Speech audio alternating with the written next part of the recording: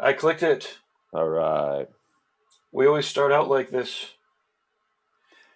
We're Sweet. live. We do need to try out the YouTubes to make sure that it is going appropriate. Oh, look at that. We're okay. This is the Reinventing Drawing Group with Jake Meeks of the Fireside Tattoo Network. Thank you very much for tuning in. It is 9 Good o'clock in the morning morning. Eastern, 8 o'clock Central. West Coasters, wicked early. Thank you so much for joining. And Europe, you guys have it easy. It's in the afternoon for y'all. But what we love to do is create art together. First thing to start off the week, if Monday is the start of your week, sometimes I guess Sunday might be. But, anyways, uh, while this is beaming out to the YouTubes, please let us know in the chat room that it's working. And I would like to talk about some of the upcoming events that we have. And to do this, I am going to share the screen with our community. If you go to the mobile app store, then you will find the Reinventing the Tattoo app. Sorry, I'm trying to do Yeah, if two you things haven't at once downloaded the here. Reinventing app yet, get on it. It's cool, man. You guys are really doing a great job with it. I love it. Hey, appreciate it. It's pretty fun. Obviously it's a lot of work, but here we go. So you could go to either community.reinventingthetattoo.com to check it out online, or like I said, download the apps, or like Jake said, and we're getting a lot of good reviews. Please leave all your compliments on the app stores, but you can send us your critiques, but leave the positive reviews there. It really helps. Here you will see all of our upcoming events. And we do these reinventing drawing groups every 9 o'clock Eastern. With Jake, we do them at 1 o'clock on Sundays with Jason Lesser. Every noon on Mondays at noon, we have Let's Talk Tattoo with Mark from Needle Jig, and then Monday nights we have this is a paint jam. We have another paint jam with Renee Little. It starts at 7 o'clock tonight. It'll be octopus themed. It was a lot of fun the last time she did it. It's a great warm up for the subscriber exercises, the exclusive ones with Guy Aitchison, where he leads a group of reinventing Canon subscribers. It's 300 a year. Well worth it. You get not only the full set of courses that used to be the book, but now it's all online courses with videos. But we also have exclusive exercises specifically coming from the Canon that everyone does together with Guy. 9 o'clock on Monday nights. Tuesdays for the next run, we have How to Build a Paul Rogers Style Prefab Tattoo Machine by Tony Urbanik. $300 to get the set of webinars. It's never too late, so if you're watching this years from now, it'll still be worth it. It's Tony's building a machine with pretty much all hand tools. It's out of control. Awesome. The first Um, live one was last week where he was filing that shit down, and in the course of 2 hours, he made the side plate. It should be that's required for awesome. like all apprentices. It's Awesome. out of control. I'm buying that Um, today. I've said it 2 or 3 times now. I'm going to start it. That's so awesome, man. I mean, even now, I mean, but we're just starting out as a tattooer. If any, I was so mystified by coil machines, and you just fumble with them, and you end up fumbling with them when you're in the middle of your tattoos, and you're just making things worse and staying so frustrated. I would have given every penny I had for that course for the first 5 years of my career. Oof, it's out of control. Now it is a bit of a Yeah, commitment, right? So it's to build a tattoo machine by hand. It's not trivial, which is the amazing part about it, right? yeah, But yeah, you should definitely. I mean, checking it out is like I said, it made me want to build a tattoo machine. I don't touch art at all. I'm never doing it, but it was cool. I also then yeah. realized very quick, there's no way I'm ever doing it. it's Really. it's pretty intense. Uh, But yeah, so check it out. And then let's see, we have the World Tattoo Events. Alex Van Dutch, who runs that website, the most comprehensive tattoo convention website that exists online. oh yeah. He's interviewing Bijay. Oh man, my pronunciation's horrible. Sharista, the organizer of the Nepal Tattoo Convention, Oh, and that's going to be pretty intense. I remember the earthquake happened a couple of years ago. I almost went, but I'll get back there at some point. Or I won't get back there. I would love to get there at some point. yeah, And yeah. Alex is doing really awesome interviews with all sorts of convention promoters. Then let's see, we've got digital editing for Inkjet Stencils Wednesday at noon. This is the Inkjet Stencils, who is a sponsor. We'll talk a little bit about. They have, Who leads well, that? this is a whole video about uh, printing them out. Frank Conception is an early adopter. He's got a couple of YouTube videos out there, but this will be a great time for him to show you on all of the latest and greatest. Also to do Q&A. Tattoo Collecting Podcast. Man, we have so many events. It's out of control. This is amazing. Okay, so the Tattoo Collecting Podcast every noon on Thursdays. Jordan Ruckus and Fawn Baker interview tattoo collectors, and it's always brilliant work that's being shown and talked about. And pretty much everyone that's listening, whether you're a tattooer or an apprentice or a collector or the curious, listening to stories about how to collect amazing bodysuits in large collections is out of control because everyone starts somewhere. And then bringing it back around, actually next week, we're going to shift the Sunday Reinventing Drawing group to be a Saturday evening one at 5 p.m. Eastern with Jason Lesser and special guest Devin Cooley, who's out of the Boston area, and he does amazing artwork, illustrative, also sick tattoos. And oh yeah, shit, sorry. Then that Sunday night, we've got the Still Life with Nick Baxter, and All if right. you must know Nick. If you don't, nickbaxter.com, nbaxter.com for his painting. If you check out the library in the app or the community, then there's all of the replays. Actually, you'll see the replays here. There's a Still Life gallery. This is a link to Nick's Still Life paintings, a Nick to his landscape painting replay, which is out of Mhm. control. It's awesome. Again, Nick is so gracious to be leading these. And then the Watch Live link. I was surprised at how many views we have. We broadcast his plein air landscape, or just his landscape painting on the Fireside channel. We shared it, and that thing has really picked up a lot of views in the last few weeks. And it's like 3 hours long. I was surprised. I was going through the channel looking. Not Yeah, surprised because Nick did it, but the fact that it was just a kind of a webcast. It was 3 hours long. People really were into it. So, and it was great. I sat through most of it. yeah, from start to finish, the amount of content that's coming through and being created, it's really amazing. It It's really is. It's incredible. so I'll show everybody the library. Yeah, so actually, I guess real quick, I'll just show everybody going back to the homepage of the app or the community. There's a feed here for people to post up exercises, stuff like that. This is the subscribers group, but the library here is where all of the replays are. And there's a whole art history section we'll sometimes surf to during the middle of these drawing groups. But here is the video section where all of the replays get filed away. So you can find all the other drawing groups here with Jake Meeks. They are awesome to be playing in the background of your tattoos or in the back room. It's Mhm. they're all pretty sick and Yeah. pretty Yeah. sick. They're pretty wicked. They're great. So thank you very much. Okay, so I just want to run through. These are happening thanks to the Reinventing sponsors, and we'll talk about Jake's might have some sponsors to plug from the Fireside side. But we have inkjet stencils. If you go to the homepage of the menu all the way down, we have a section here where there's a whole group to post up your stencil porn, and also examples and demos. And you'll see there's obviously portraits, there's illustrative Sacred Hearts, and there are also videos of big, massive. This is a back piece in one print, and it's Andre Malcolm. You definitely have to check out his Man, section of the app and so cool. his So cool. Instagram. I Oh, it's out of podcasted with him control. yesterday about this. Awesome. Oh, great, Yeah, great. yeah, it'll come out next week. It was really great, and he was working on a full bodysuit or like a full back, like neck to knees piece the entire time during the interview. Really great. I'm excited to get it out.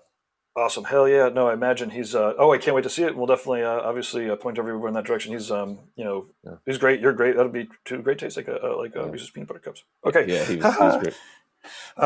Real so just to close it out here with our sponsors also the Reinventing the Tattoo Canon here. If you go to courses.reinventingthetattoo.com, we've got the Reinventing, which is dozens of videos. There are a couple of free lessons that you could try out if you're not ready to spend the dough, but it's absolutely worth it. $300, exclusive Monday exercises, and all of these sections are based off of the canon that he started 25 years ago, but he's updating everything and going through, and all of the new videos and whatnot are coming in here.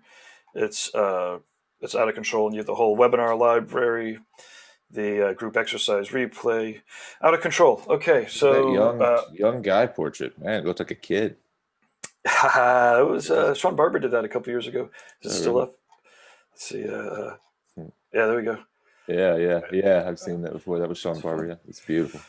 Okay, so our community member of the month in the reinventing community, we get to click some buttons, and the people who contribute kind of come up to the top here, so they're worth mentioning because of the quality of their posts. Adriana, the tattoo journalist, does amazing interviews, and I'm sure her desk isn't quite that clean, but this is her website.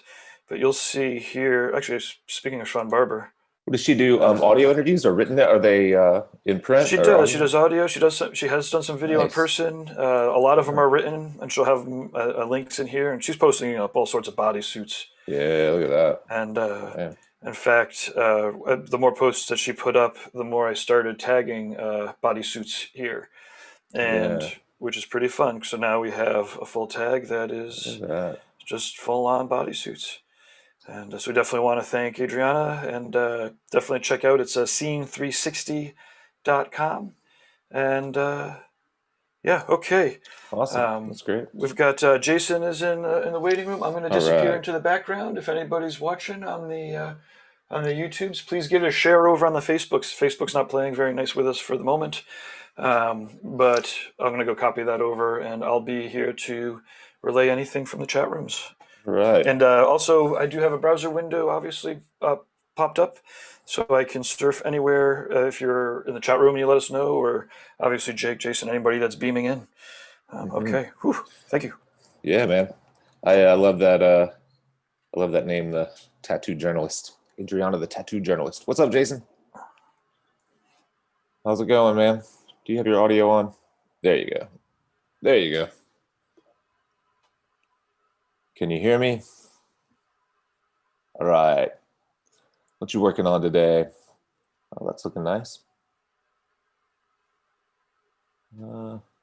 I'll Hey, how's it going, man? I'm great, man. I'm great. Good to see you. How was your drawing? How was your drawing group yesterday? Drawing group yesterday was pretty decent. Didn't have any of my friends join me. They were all kind of preoccupied with a couple other things. My friend Casey was actually in the middle of getting her hair done. I'm like, that's totally cool. Just stream from there. Right. But yeah, so I mean, it was a little bit slower than usual, but all in all, still good, still fun. Lots of good discussion. Yeah. So. Yeah. Melissa's in the chat rooms. Maybe she'll be joining at some point. Yeah, jump on in here, Melissa. See what you're working on this week. I'll go ahead for a second and share what I'm working on just to kick it all off. That way we can move on to people who are further along in their drawings. Let's see. I like all the paintings in your background. They look great. In mine? Thanks. I'm trying to block all the light. And I actually got Gabe, before we came on, I was telling you I've invested in a pretty cool permanent podcast setup right here at my home studio, and then a second one at the tattoo studio so that I don't have to carry gear back and forth. I just spent a fortune with B&H Photo to get both of these badass setups. They haven't come in yet, but my light came in, and this thing is called, I would turn the camera around, but I'd probably mess everything up. It's called a Falcon Eyes 12T. It's an LED mat that folds out into a very shallow softbox. The whole softbox is maybe 4 inches wide. You know, if you look straight at it, we could see it in your glasses. Okay. You know what? But right now we're looking at at a big blank screen. I'm sorry. I gotta finish my share. All right, hold up. I'm trying to do too many things at once. Sorry. But this let me show you what I'm working on first, and then I'll get back to that. To share. I'm trying to share through AirDrop. There we go. It should be working. Do you see a blurry screen now? Yep. There you go. All right. So I just started this morning. I haven't gotten very far. I've got this piece that this guy has that it's got some realism at the top. And what we're doing, this is a Christian piece. We're doing like a Passover kind of thing. So he wants to pull down and do the blood on the door of Passover, but he wants to relate it to this lamb that's up on his inner bicep. And then a secondary passage talks about using the narrow gate to walk a path, and he wants that path to go towards this crucifixion that's already on his outer arm. So my biggest thing right now is I'm trying to figure out my perspective. I'm looking kind of straight on at the existing tattoos, so I want to look down at the stuff that I'm laying out on his forearm, and also everything on his upper arm is realistic. And so I'm inventing this, but I need it to blend with this kind of kind of more realism style. So right now what I'm doing is I'm just kind of laying out what I think the perspective is, and then I'll jump into Google Images or Pinterest or something and try to find some actual stone entryways or paths and see if I can steal enough from those to create some more believability so that it fits with this kind of realism style. One thing that I was trying to think of, he wanted maybe like some blood from the lamb to be running down. So I thought maybe in a very abstract way I could use some of the, I don't really have a lot of negatives, but there are these little kind of wisps of grass that are already existing in the lamb. I was hoping maybe I could grab one of those to lead the eye, like use it as a negative and pull it straight down in front of the doorway and maybe down to this little pan that I'm or dish of blood. I don't know. I just started doing that as Gabe was talking, so that might not be a good idea. But I'm open to any advice. I know it's early on, but I've got this transition from the outer arm, this path that's got to make its way around the front of the arm into the inner forearm, with the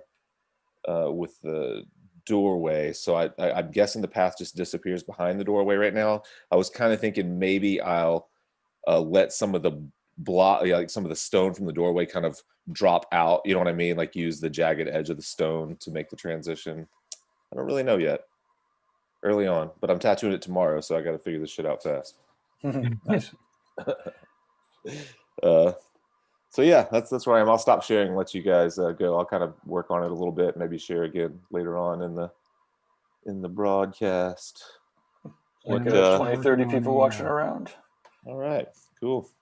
I'm gonna get set up. Jason, I appreciate you helping me out last week getting with the Manny Cam and all that. I'm gonna get set up where I'm like you and I can have a picture-in-picture. But I thought I would do that when all my gear comes in. Oh yeah, gear. Let me tell you guys about that. So this Falcon Eyes LED light, it doesn't have temperature control, but it has an intensity control. It folds up. We'll be able to take it on the road to podcast. It folds up into this little bag that's like that big. Instead of having, if you've ever seen us out at a show or anything, we have these monster soft boxes that are on stands, and there's such a pain to lug around, especially if you have to fly. In this thing, I'm gonna buy a second one for here. Or not for here, a second one for the studio. I got one for here and one for the studio. I think I'm gonna get a second one for the studio and make it my tattoo light as well, because it is crazy. It's at like 40% brightness right now. And I don't know if you can see how, I'm pretty well lit. I've got a lot of light coming in behind me and I'm pretty well lit.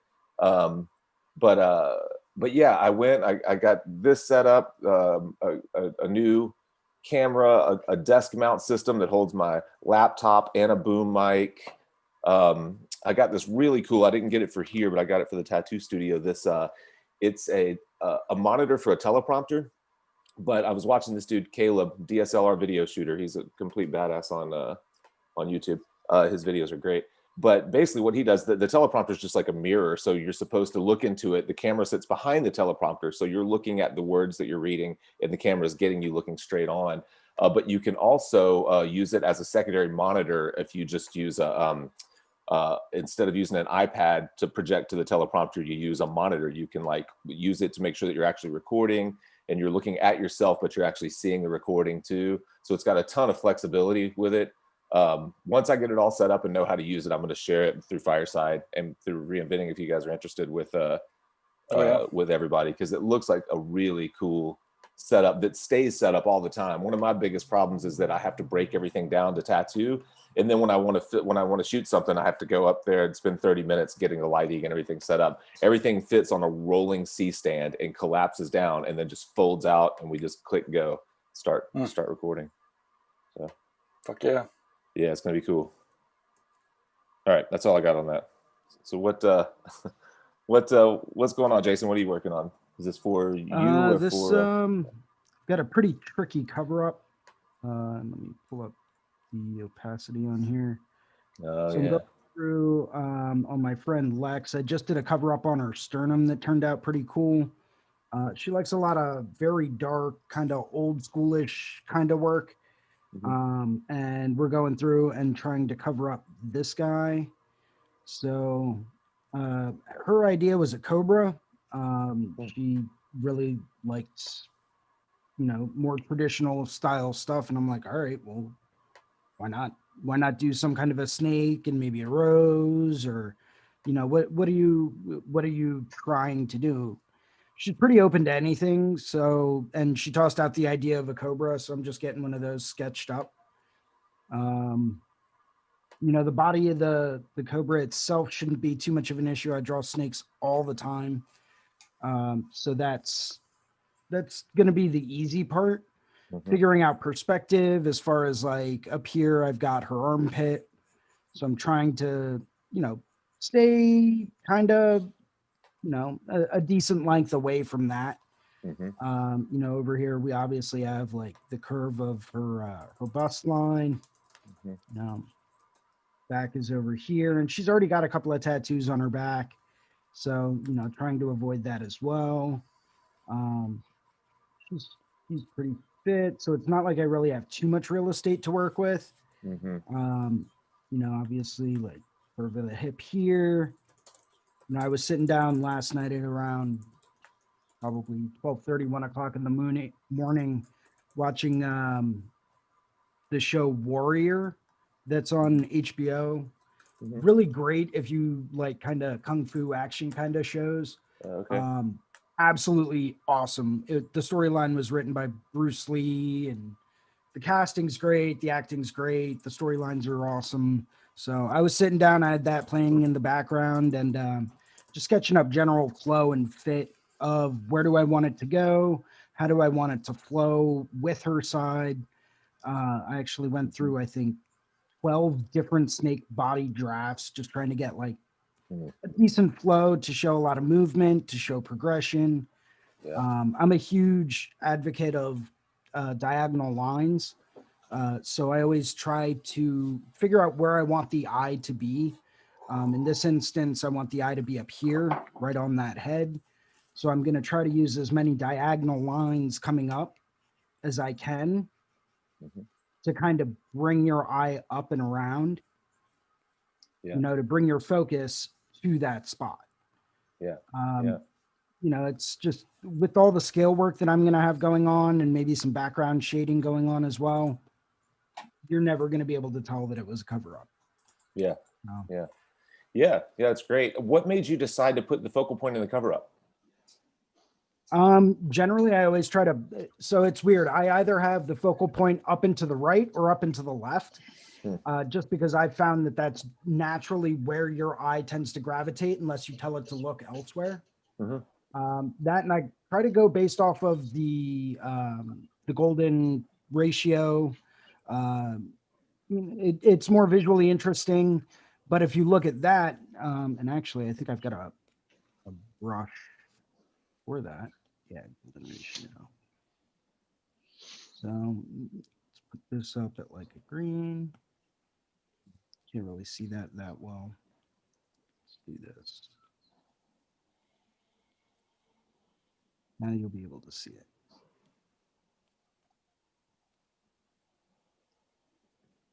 So the golden ratio, actually, that's not the one I wanted, will basically tell your eye where to look, right? From here, I know that and we'll draw in pink. If you throw this inside a perfect rectangle, it's going to tell your eye basically where to look. It's the divine proportion. It's known by a whole bunch of different names. Flip that horizontal. So it's going to tell your eye exactly where to look. And it's been known as like one of the most interesting proportions, that the human eye can see.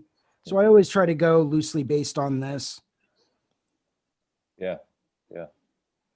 Having a little bit of the tail come down, fine, whatever. But, most of it's going to be right within that golden spiral. So that's going to tell me, okay, if I really want the emphasis to be in this general area up here, say I want it to be here.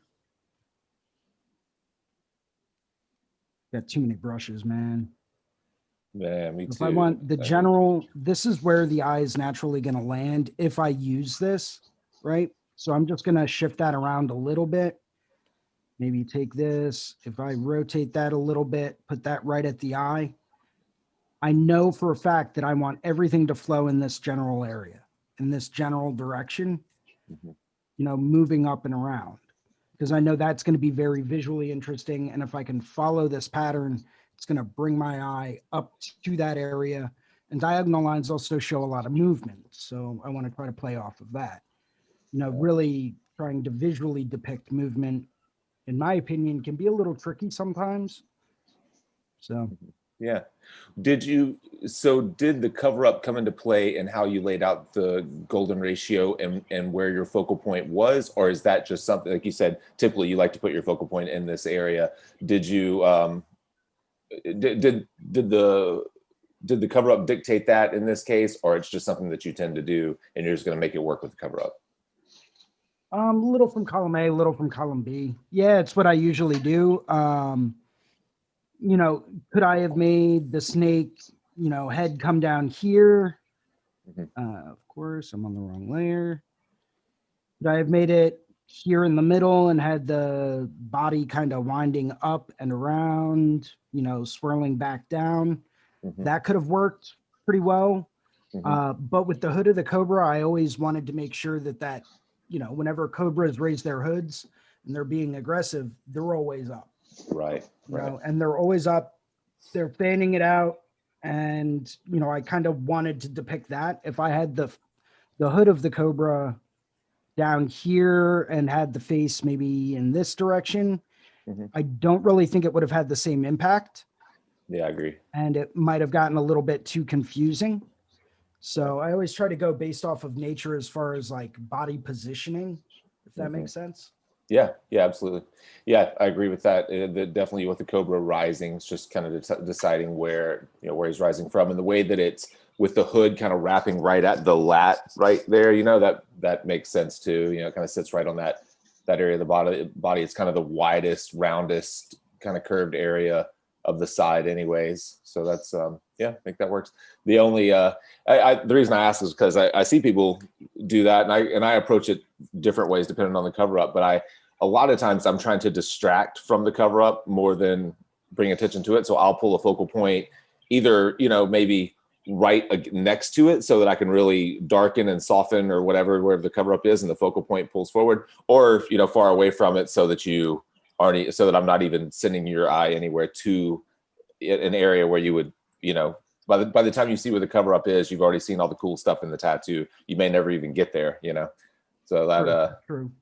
that's why I always think it's interesting. But I see tons of cover ups that work great, exactly like the way that you're handling them. Just always curious, what the mind, what the thought process is. Yeah, and she's pretty open to ideas and suggestions. So as far as I'm concerned, the whole Cobra may end up being, twice as big. Mm-hmm.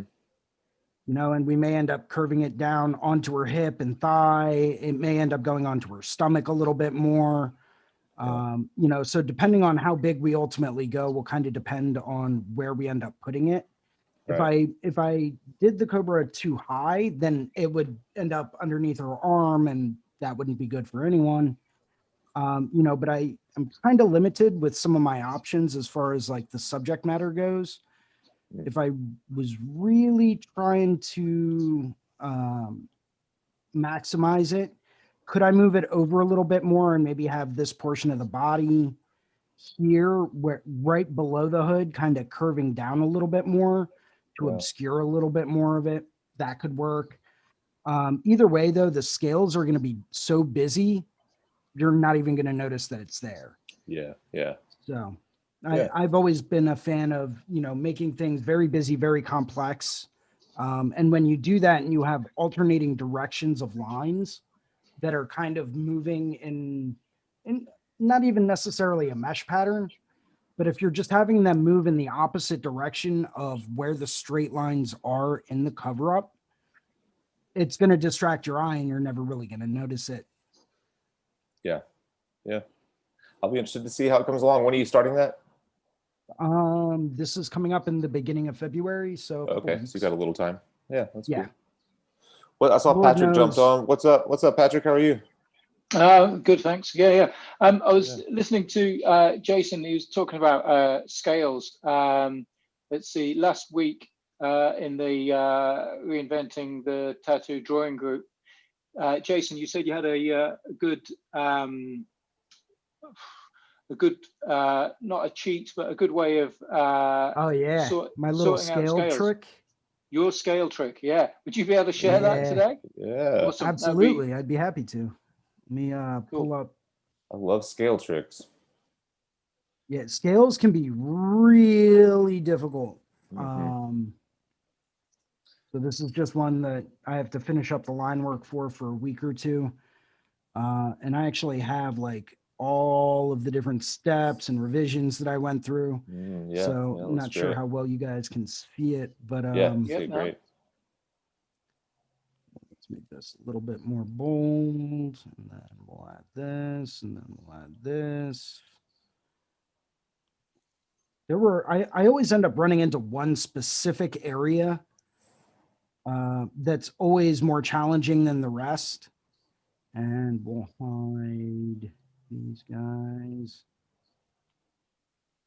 So this was where I started out with my scales. In the center of a snake.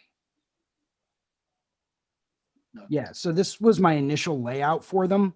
Oh, And I'm okay. sitting there and I'm Wicked. thinking, okay, well, I really want to have a nice directional line to kind of show the back ridge.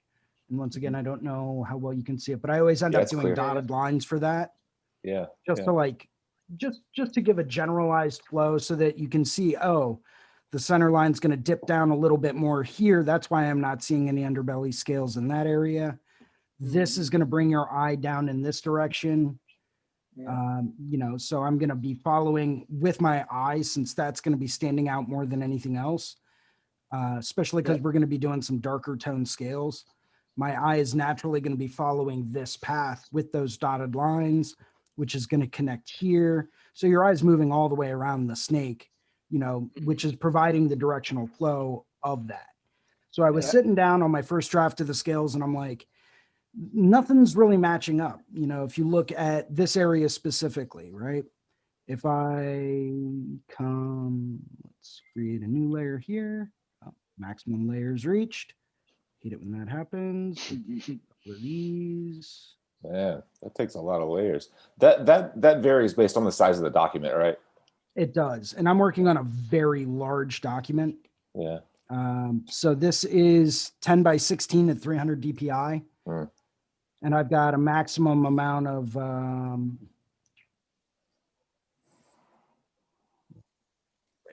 maximum amount of only 42 layers. So I'm kind of limited with, you know, the number of layers. So I have to constantly go through and remove them. Yeah. But I noticed here, so like if I have, say this is going to end up being one of the scales, that's not exactly flowing in the direction of my back ridge, right? So I was like, okay, well, that draft is out. So I went back through and started to draw again and sketch again. And I finally ended up with one here where they were all kind of flowing in the right direction. And how I got to that point was like this. So I always, once again, like to find my my center point. Say it's here. Yeah. You know, so I'll just like rough in on a, and I'm a layer pack rat essentially. So I'll do like a rough center line and then I'll create a new layer and then I'll do all my sketching over top of that. That way I never mess with that. That way I know that that's going to be just fine no matter what happens. Do you name your layers or do you just fumble through them like I do and turn them on and off? Yeah. Until you find the right one. You just fumble. I don't bother to name each individual one. I mean, coming up with 42 different names for layers is. Yeah, if you ever see anyone that organizes that way, back when I was in art school, Photoshop and Illustrator were brand new, and I took some design classes, and I was taught by a professional graphic designer who was just teaching that one class, and that he like beat it in everyone's head to make sure that you are organizing and naming layers and putting them in groups and all the type of thing, or whatever the version of that was back in the early Photoshop. But when you see someone who does it, you're like, oh yeah, I should do that. And then you start to try to do it. And like you're saying, I don't even know what I'm going to call this layer that's about to go away. Something like that. Like, yeah, temporary, Right. back ridge number 8. Yeah. That Sorry, sounds like go it's the title of a modern art piece. Right. Untitled number 12. Yeah, exactly. So I'll start out with a back ridge, and just getting my center point down. And each scale or each individual like rough line that I'm going to do, I'm going to want to plot out where it's going to intersect roughly with that center point, so that way I will always have the correct direction coming down. So one of the ways you can do it is starting out with like little X's. So that this is one of the many different scale tricks I've learned. You can start out with a couple of different X's. Right there, you already have your basis for a grid pattern. And that grid pattern is going to be your lifeblood of this scale work. From there, you would draw it. I always draw a series of curved lines. You'll see guys that'll sit down and plot out, horizontal lines, and then they'll go through and they'll subdivide those, and then they'll do, parallel lines going in the direction of the flow. And then they'll sit down and they'll say, okay, this is going to be one scale. This is going to be one scale. This is going to be one scale. That's one of the ways you can do it. I'm kind of impatient when it comes to drawing scales, and I've drawn so many of them. I was going to say, I've just gotten that's a very time-consuming way of doing it. Isn't it? Yeah, it is. It's a very accurate way, so you always know they're going to overlap and intersect perfectly. One of the shortcut ways to do it is to just draw so if you can imagine this is like a 3-dimensional tube, I'm always going to want to have like an S curve, right? So I'm going to do a whole bunch of these S curves, and then I'm going to intersect those with other S curves. Yeah. And then as you make those, what? Go ahead. I was going to say, as you make those S curves, like say for example, the head of the snake where you get the really strong bend, I like to find a point every so often where you pinch it, where you make a strong pinch, and then do you know what I'm saying? Absolutely. That's what really I think sets apart. If you look at the folks that are doing the really cool illustrative style, tattooing, they'll do cool little things like that with things like snakes, where you'll have that smooth curve of the body, but then as the snake turns, you might see that it's actually a little like in the middle of the body, you might see a little bit of a dip in his body or something like that, or as he makes a really strong twist, those scales will get pinched and then and then jut out the other side. Go ahead. I like that S curve, and then every once in a while you just break it up by pinching it super tight and then letting it flow out the other way. Well, the S curves are great for more straightaway areas. Anytime you get into really tight little curves and bends, like this area, I was really struggling with, because you have, a perspective curve coming down towards you, and then you have a real quick rise, and then another perspective curve coming down towards you again. Yeah. So this part really kind of threw me off for a while, and I think I spent probably a good 45 minutes just figuring out this one area. The S curve's a great trick for longer bends. When you get into shorter, tighter bends, such as this area, you're only going to want to work in a curve. And I'll always find, my starting points of where I want the curves to start and end, and then a midpoint. And I'll say, okay, if this was a straight line, a straight tube, I would just come down like that, right? So I know this is just going to curve slightly coming off of this area, because remember, this is a 3-dimensional tube that we're thinking. Yeah. Right. Yeah. So that's just going to come down and curve slightly. Then right from this area, because of how it bends and it moves up, they're going to get a lot smaller, but they're still going to curve from that area. Okay. Yeah. Yeah. And you're going to have that be your center point quite a few times as these scales are coming out. Right. Part of the reason why this works in this area is because we don't have a center line ridge, because that's currently hidden by that perspective. Mm-hmm. So this is going to curve around, and then we're just going to slowly start to work our way out. You know, still working with just curves. We're not even getting into the S curves because you won't be able to see those on the back portion of the snake. From here, I would start with the underbelly, and the more of an angle and the longer and smoother of a curve you draw, the more pointy the scales will be. So this trick actually works well for koi fish as well and dragons. Mm-hmm. So if you ever have anything that has a lot of scales on it, it's a great little trick just to vary the angle at which your curves are and the angle at which they intersect. And that's going to give you a base layout for a more curved scale, like a shorter, flatter curve, or a longer, more pointy curve, depending on how you want it to look. Right. But you have to keep in mind the volume of the shape that you're working with. For snakes, I always like to keep them kind of pointy because I'm going to go through and round them off a little bit in just a minute. So from here, I'm going to start with the underbelly. And once again, going all the way back up, you know, imagining that this is actually coming over as an S curve, going over the top ridge and then curving back down. Same thing here. If I were to drag this one out, that would come all the way out and around and probably end up somewhere down here.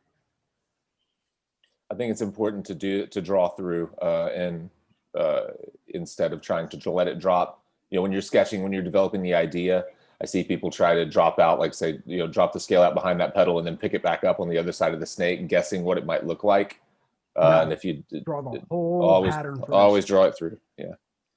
Yep. Because you can always go through, if it's on a new layer, you can always go through and erase it if you don't like it and say, oh, wait, I have an overlapping flower here.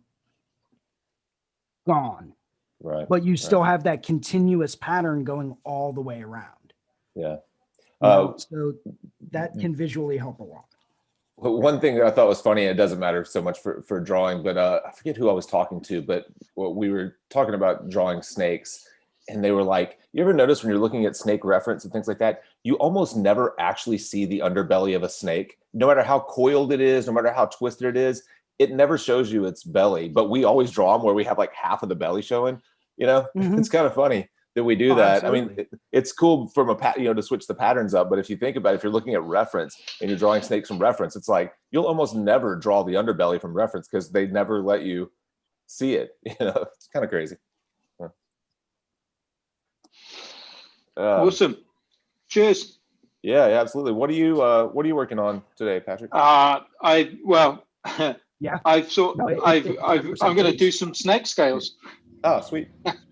Let me share real quickly some other variety, like, because I know for me a lot of times that stuff gets overwhelming too, and I'll show you a couple of cheats that I've found just by watching other folks. I'm going to pull up Andy because I've been working with him, and he actually just hand drew a lot of scales on my back last week when I got tattooed.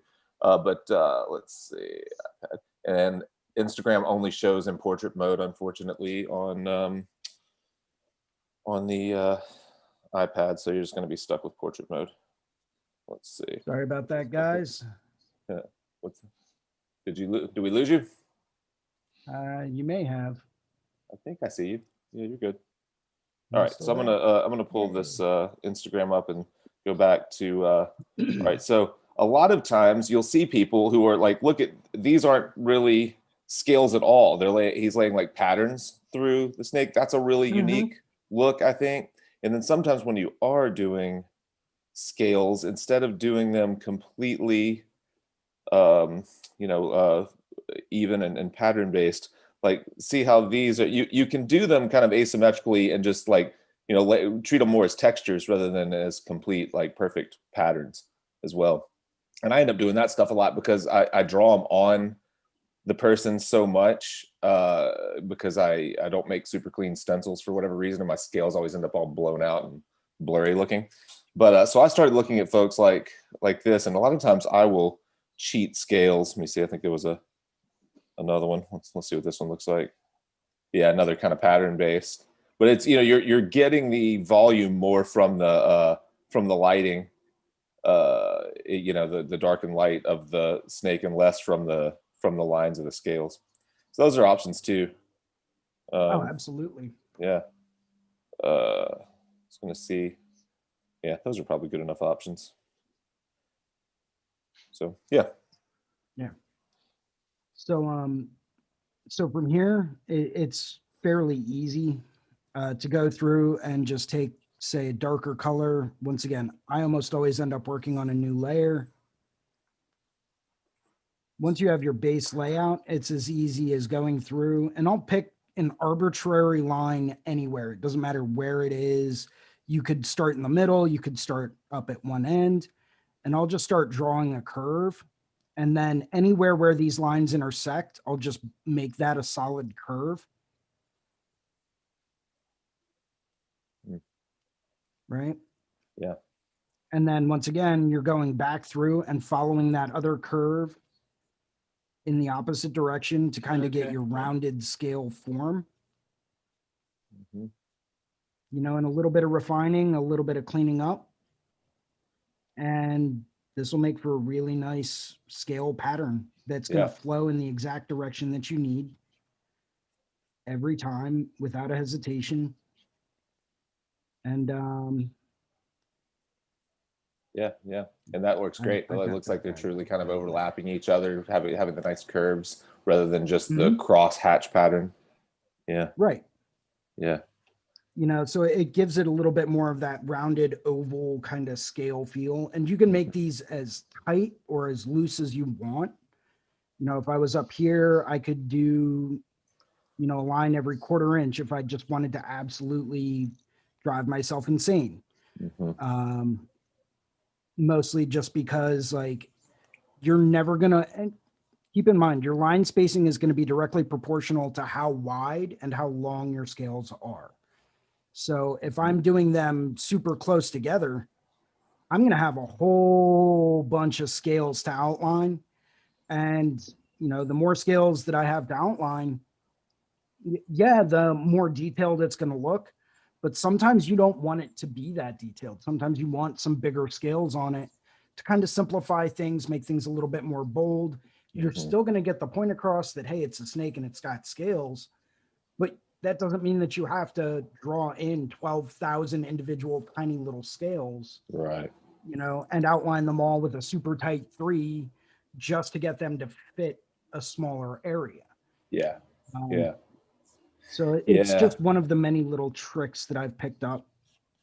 And you can see that with this, unless I went through and adjusted some of these directional lines, even though I think that's the way it's initially going to go, it's not going to line up right with my center point, my back ridge here. hmm So what I ended up doing last night, and I actually drew it on a separate layer, was went through and actually found that center point. I went through, went back to step 1, started out with my X's, you know, okay, there's one, there's one, there's one, there's one. Sometimes you just got to get back to your basic fundamental steps first and then continue on if you hit a trouble spot. Hmm. At least that's what I find helps me. I mean, everyone's Yeah. got a different process. But I like the X's on the ridgeline. That's a good way to do it. I like that a lot.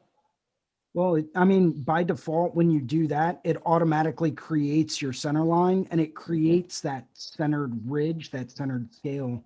So hmm you always know everything is going to end up running straight down the middle of the back, you know, and you're never going to have to worry about the flow. So now, once I know my back line, my back ridge, I can go through. Where's my finished scale pattern? There we go. So now instead of doing like empty lines, I can go through and color each individual scale in, you know, basically just skipping a step each time to go through and say, I want You know, if I want this to be yellow, then I'm going to want, say, this guy to be yellow. This guy's going to be yellow. This guy's going to be yellow, you know, and then they're going to disappear back there. This one's going to be yellow, maybe a little peaky yellow there. This one. So you can use that now to create your directional line instead of doing empty lines going down the middle of the back. Right. Or having some kind of a centered pattern on it. So it really just allows you to go through and be a little bit more broad in how you depict the direction that that snake is flowing. Yeah. Yeah. And you can see that there's a scale that lines up almost exactly with every single center line point that I have. And that's really going to help visually translate, where do I want you to look? Where is the direction of this snake moving? I can see this is moving back. Oh, here's the underbelly. Cool. So now I know that this is curving back and around in space, and that this is moving behind this part just because of those lines and the way that this body is turning. You know, and now I can see, okay, it's coming back up. Now we're coming back up into the midground again. Midground, moving back into the background a little bit more, coming back up into the midground, and now back over around into the foreground.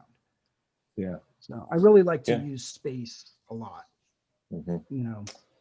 Yeah, and I like that you mentioned you know, well, you were talking about the yellow scales on the ridge line, but you can also, you know, you lay it out like this, and then you could also just decide that you're only going to see the scales that are in the lit areas. So they could literally, as it wraps around, you could let those scales go away. You could just shade them out completely, and it'll all make sense. Yeah. So there are tons of options, but once you have it laid out this way, where it all, you know, where it all makes sense together, you can decide just how many of the scales you need. I've always, you know, I'm always trying to decide how little I can do and still get the point across. Right. So that, you know, That's this is efficiency. right. Yeah. Yeah. Did I see someone else? Oh yeah, Melissa. What's up, Melissa? What are you working on? Just working on the painting that I started with Oh, the mythological creature thing. I don't know if you can see it in there, but yeah, I've got a creature thing outlined in here. I'm just kind of working in the background right now so I can paint over what I need to. yeah. I love those jagged mountain or whatever island rock formations. That's cool. It's fun. Yeah, that'd be nice. And then kind of the softness of the trees, contrasting those. What is I can't see what the creature is. Is it a specific creature, or is it something you're inventing? Well, it's kind of excuse me, it's kind of based off of a chimera. But I didn't really do any research. I kind of just let it go and do what I want to. Yeah, that's looking great.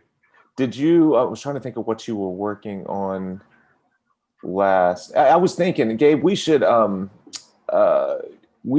start trying to, just as far as having a little bit of organization here, bring what we were working on the week before, if we were able to finish it, or even if it's not the week before, like for example, Jason with this piece that's going to be done in February, you know, if we can make some notes and say, hey, you're working on that cover up Cobra thing, let's make sure we see that whenever it's done, then we can kind of see the evolution of some of these things. I haven't been good about that either, but I was just thinking that'd be a good idea and a way to get some, like, I don't know, some little bit of Continuity. continuity. If we start to do it as ritual in the beginning, that self-reinforces after whatever, like a habit's 30 days, 60 days or whatever. Yeah. And if we just start off like, hey, we're going to check out, in progress stuff, or that'd be awesome. Yeah. I do actually have, we're slowly but surely tightening up some of the formats a little bit. Some of the longer form ones, we're going to schedule a break so people could like go to the bathroom and eat and stuff. Mm-hmm. Yeah. And we'll have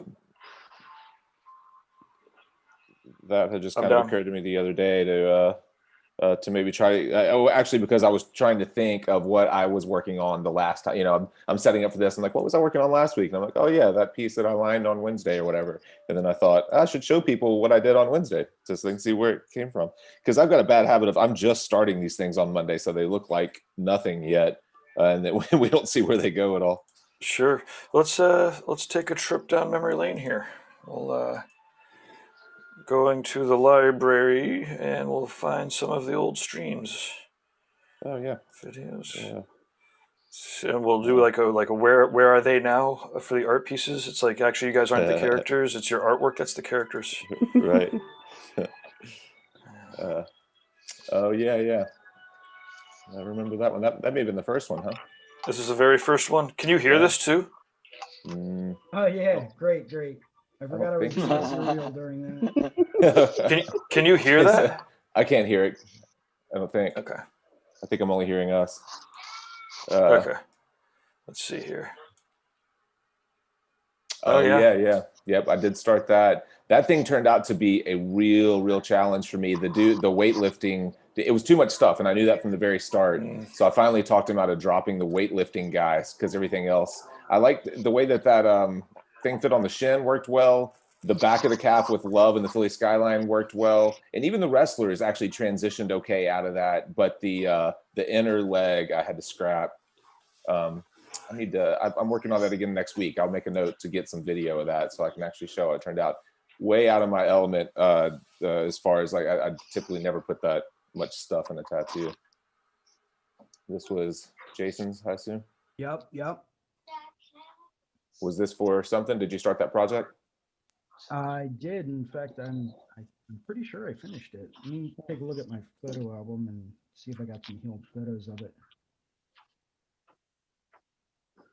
Your audio decided to just be pretty muffled for me.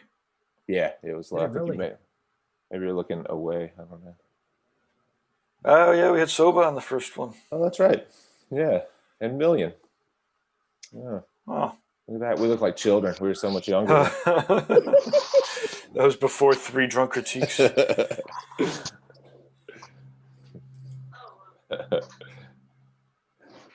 you guys hear me a little bit better now? Yeah, that sounds okay to me. Speaking of snakes. Yeah, I've got this one. This one's laid out. I've got 2 sessions in on this one. It's working well. It is a massive, crazy cover up, right in the worst possible part. But see, this is what I was talking about, Jason. Like the cover up's right in the middle of the body of that snake. So I tried to shift my focal point to the head of the bird as well as the, and I love the way that snake's head sits perfectly, like peeking out from his inner bicep. I ended up having the guy come in and I placed it about 2 or 3 days before we started it, and then I redrew it so that it sat, exactly where I wanted it to. And I'm really happy with the way this one actually sits on the skin. I will get some. I'm making a fireside technique off of this one, so I'll have tons of footage of this one. Awesome. Yeah.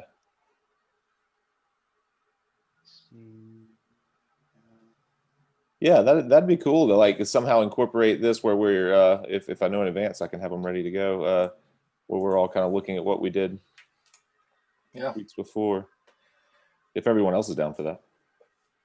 Absolutely. I'm thinking that maybe we should do 1 day a month that's like bodysuit day. Whether you're working on thumbnails or developing something for it or potentially tattooing. Yeah. I know that Adrian Lee's always done a back piece day where everyone at the shops is getting back piece tattoos, and of course it's a lot easier for I take that back. Clearly it's not easy, and they work really hard to have a clientele to have a whole shop do back pieces in 1 day.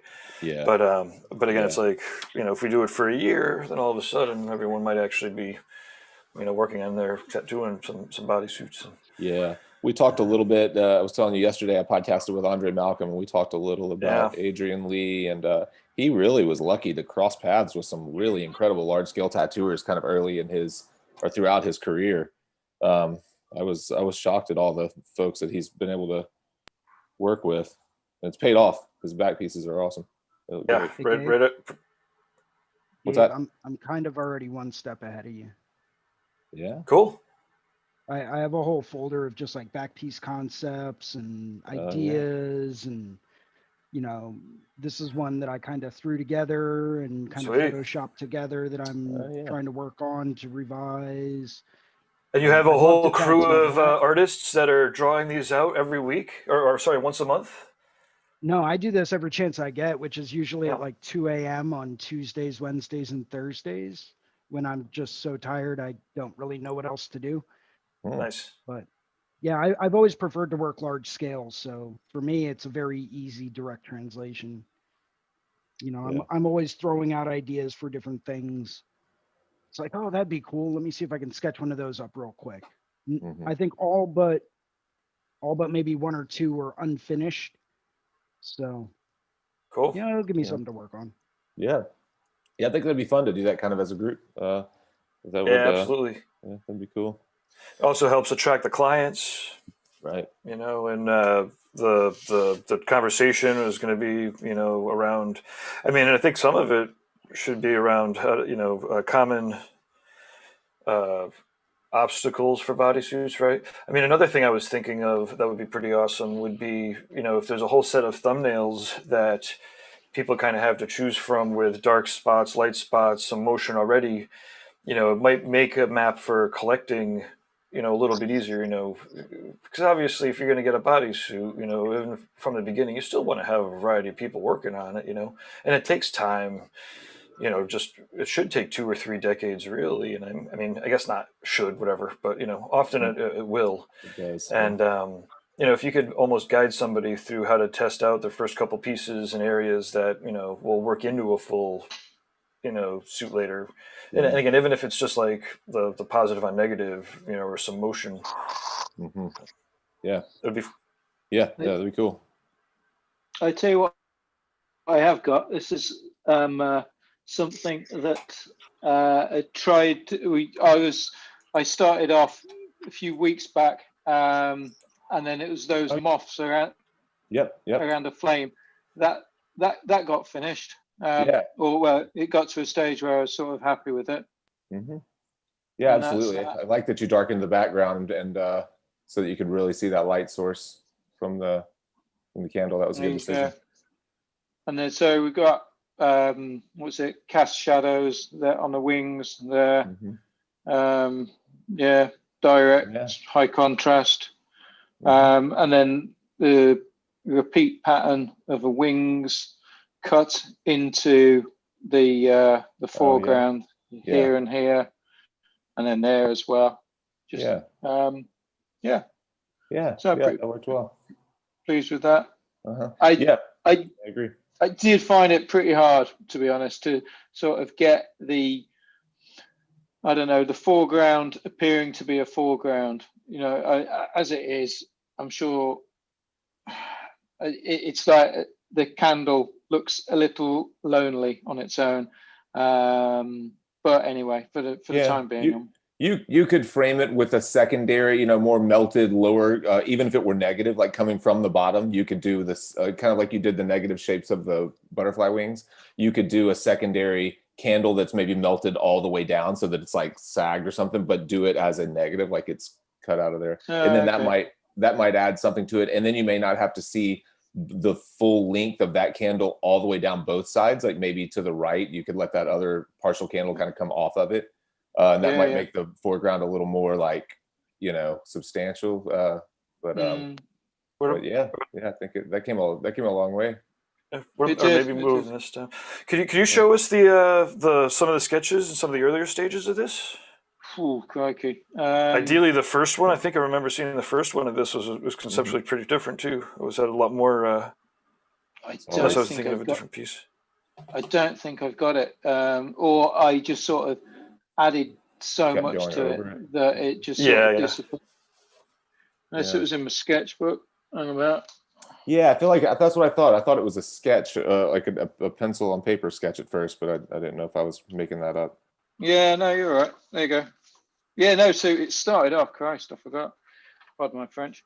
Yeah, so it started off with something like that. Yeah. That's right. Yeah. Cool.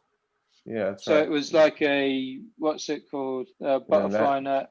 And then that led to butterflies. That. Yeah. And then it was a butterfly or whatever on a cylindrical object. And then it turned into, that one. Yeah, right. Yeah. I definitely love how far it came from the first one. Yeah, and how much time and thought you you put into it and work. Yeah. That's awesome. Oh yeah, and a bunch of little wave Little patterns. finger waves. Yeah, yeah. That's awesome. Well, guys, Bruno says hi in the chat room. who's that? Bruno. Bruno. All right. Yeah, he's leading Spanish art jams. Oh, sweet. Spanish speaking art jams. Yeah. Nice.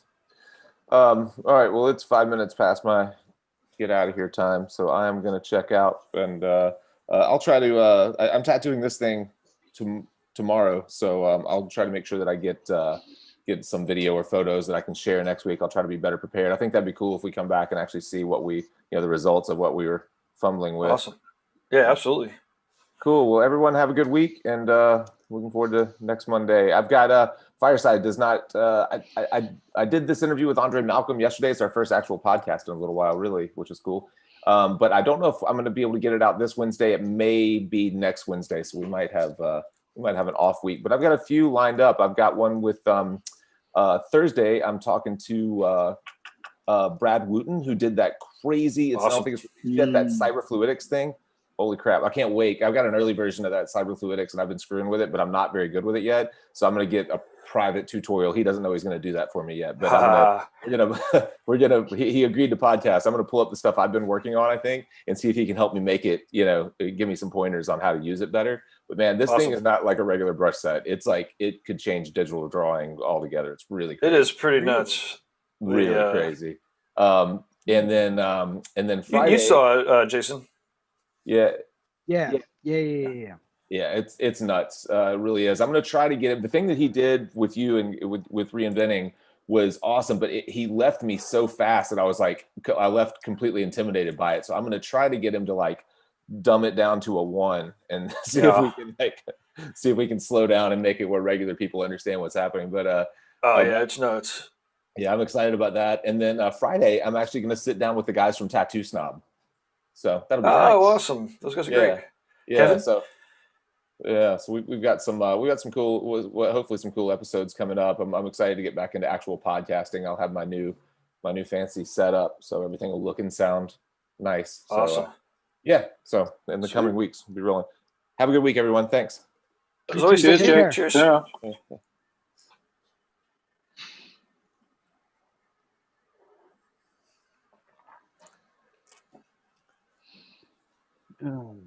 Scales. Those colors look really cool, Melissa. Thank you. That's awesome. It's kind of a nice way to wake up. Yeah. Monday morning Slap is some bright and color. early, huh? Very. I'm always walking around because I need to get set up before, I need to get back an hour before this is set up. And it's crisp. I like it. It's so easy to, I make up my own schedule, so it's so easy to just to kind of, I'm always up early, but like, I'm not always up early and getting ready to webcast. Okay, 9 o'clock in the morning, let's do this. So to be able to, have your cup of coffee and get in front of the paint with the camera on, it's great. And I get to talk about you whenever I'm talking about it. That's an oil or acrylic? Right now it's acrylic. Okay. And it looks like we've got Eric joining us. Let's see. Oh, here we go. Hey, Eric, how goes it? It might take a while for the audio, although it looks like you might not have an audio setup. It sounds like you could hear us. Thumbs up if you could hear us. Oh, maybe you can't hear us either. Well, if you could hear us, we can't hear you. And if you turn your camera to horizontally, then we'll be able to see you try to fight technology wider. No, okay. So Eric, can you hear us? Thumbs up if you could hear us. Sounds. Well. Yeah, you keep clicking the buttons, it'll work. Click all of the buttons. One of them's bound to do the trick, right? You know, it often works, but then every once in a while I find myself saying that and people do click the buttons and then they're like, it's still not working. And I'm like, oh, I should probably click the right buttons. Yeah. Well, Eric, if you just point the camera at your drawings, we'll at least see the drawings. But you should keep clicking so that we could figure this out. Maybe we clearly have to work on a little short tutorial if you want to zoom in. Yeah, I think that's it's one of the things that I've always found that people when trying new technology or trying to join, something that maybe they're not used to, It's it starting to can get work. really discouraging sometimes. But if you stick with it and you give it another shot, Oh, look you'd at be that. Okay, surprised so at how Eric, well you now things have a come. microphone attached. It's just muted, so I think I could try to unmute it. I clicked the ask to unmute button. Oh, then I might have clicked the mute button again right after it if I was double clicking. I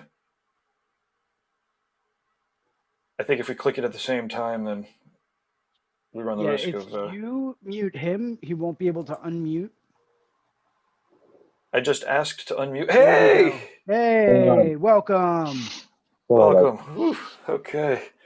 So maybe you could turn your camera to horizontally so that we could see more of it.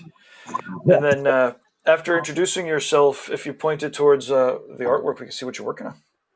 Right now, I'm not exactly working on much. I have Yeah, cool. two projects this week that one I'm not overly stoked to do. But she's a long-term, like a long client, and it's like an anti-religious piece, and I don't really do much of those, except she wants it covered up. So I told her I'd make an exception for that because I'm covering something that I don't really believe in. Mhm. So, well, I'm either way. Yeah, so I don't even know where to start with that. I still got to get good pictures of it. But yeah, all my other stuff I draw on Sundays, and I'm switching my days over, but I have to get this set up better because I only have one camera. The other camera's at the shop, so I'll be bringing that home. But yes, right now, I mean, I could Cool. show you what I was working on the other day. And pretty much this was the final stencil. Oh, cool. Yeah, it was Nice. yeah, I want to be a full chess piece. I don't have the picture with me, but we got through. It was his first tattoo, and he went full chest, and he sat through all of the wings, light sketching on the light shading on the skull. I left the crown alone because it's sitting up on his neck, and I didn't want to. If I want to get into that next month, I don't really want to torture it up too bad. So. But anyways, no, my question I actually got on is for Jason. Yep. You're the golden eye you were talking about earlier. Do you use it just for like full upper sleeves just to get? I mean, I see you do serpents and stuff, and dragons. But I mean, would you use that for more of any type of piece, even floral, or you know what I mean? Yeah, I mean, so generally speaking, like if I'm laying out a full sleeve, I'll use multiple. Sorry, real quick, aspects, Eric. Is there any multiple music things. playing in the background there? Nope. Not here. Oh. Looks like we're all good. Sorry. Oh, cool. So I would just use multiple instances of it wherever I wanted to direct the eye, but I wouldn't generally use it overall on like a whole arm because then you're looking at different proportions, right? Then Right, you're right. looking at something that's maybe 4 times taller than it is wide, so you would want to use different aspects of it. Like if I'm working on, say, I would put one maybe on like an inner forearm, right up at the joint by the elbow, and Right. have one separate focal point.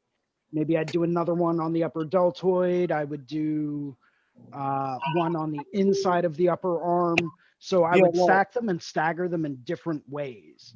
Right. Yeah. No, but I mean, essentially, because I have that, and I was looking at it, I'm like, man, I wonder how, because I have it right here and I can stamp it, so you can see it.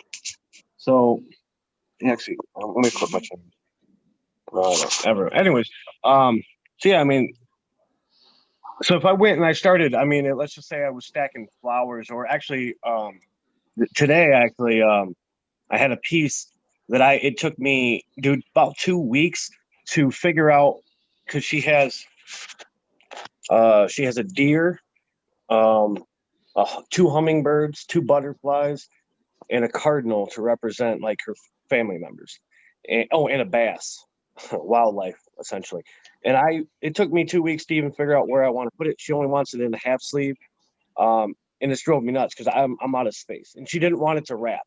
She only wants it shoulder to elbow outside, and I ran out of room to space to give the tattoo its breathing to separate. I'm wondering if this flow right here, because she's her grandmother and her one grandfather are her 2 favorite out of the group, and I didn't know if this would force the perspective to shine there, because what I did is I wound up doing those more bold colored, in the Okay. design. Okay. So your eyes pulled more to it. I did a lot of contrast behind it, so it brought it more to the foreground. So I forced it that way, but I'm wondering if this design, if this would make it force your eye in the design wise. I'm wondering if you use it that way. Yeah, absolutely. So I'll figure out, and I think you took the right approach. You went through and you said, okay, like, who are your favorites? Or if she mentioned that, Yep. either way, I would have that be right at the heart of that golden spiral. Okay. Let me pull up one of these. And that's actually where it's roughly located in the design. Okay, good. There, Good. Absolutely. Because by default, your eye is going to flow up to that okay. by default without you ever really having to do much else. It's great in that aspect. So once again, it comes in real handy, but it's the natural way that the eye moves. Your eye moves in a spiral pattern. So whatever is located, in this general vicinity, of course, I'm back here. Anything that's located in this general vicinity, anything that's on the periphery here should be leading up to this. Whether that's having, a bass jumping out of the water in the background, So yeah, you let me know, actually, leading up. I always try to follow that as far as flow of my design goes, well, to make essentially, things more visually interesting. this is terrible, man. I'm gonna try next week to get my setup better, because I have a video set up at the studio with Oh, my you're good. You're good. I can see it. but essentially so it's backwards because I have my camera flipped. But so I did the bass up in here going this Okay. flow. Okay. Right. And I put the deer right here, like in this area. And I Okay. put the cardinal and the cardinal, and I put a butterfly interseed, and I did a branch that intersected essentially the water that I did down here. Because I'm all about water's lower than trees. You know what I mean? So Right. I build it Absolutely. that way. But it sucked. And that's honestly, in over a decade that I've been tattooing. This one sucked, dude. This one actually, after the first week, I'm like, you know what? I might just push this off down the street. Yeah. It sucks. Or maybe have her break it up, and instead of doing one, have her do two. Oh yeah, absolutely. Say, listen, that's a lot of stuff to cram into a small area. And I told one her, I idea. understand. Maybe spread it out and maybe have it, split up between mother's side and father's side, and say, okay, cool, let's do all of, we'll do the younger generation on one arm and, maybe the older generation on the other arm, or maybe we'll do, anyone that might be removed from you, like uncles, aunts, cousins, anything like that on one arm, and then more immediate family on the other arm. Yeah. Or, start spreading it out in different spots. You know, it's trying to cram all of that into one small area. No wonder why you're having problems with it. That's a huge order, man. Yeah, it is. Yeah, there was six focus points, like two more than the rest, but there was 6 subjects. And I told her, I'm like, listen, I usually only put like 5 in an entire. Fuck you, motherfuckers. We're getting we're getting Ha sido borrada. Su accurate. cuenta de Fire ha sido borrada.